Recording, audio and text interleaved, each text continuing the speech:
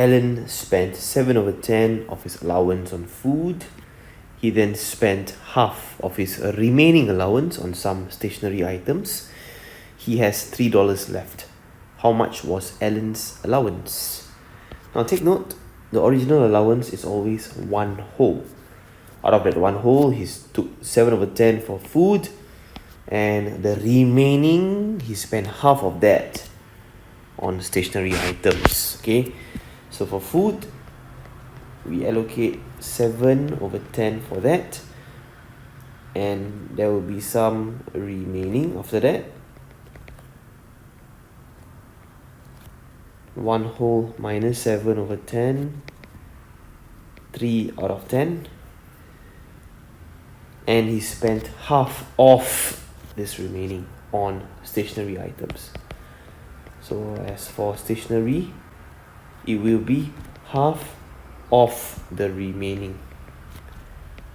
Okay, so half of the remaining will be 3 out of 20. This will be for stationery items. So he's left with $3. So what's he left with?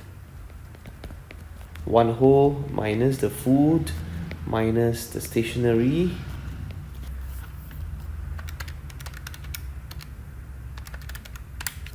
That's another 3 out of 20. So 3 out of 20 of his allowance, right? That will be $3. And you want to know what is his allowance. So remember, allowance is 1 whole.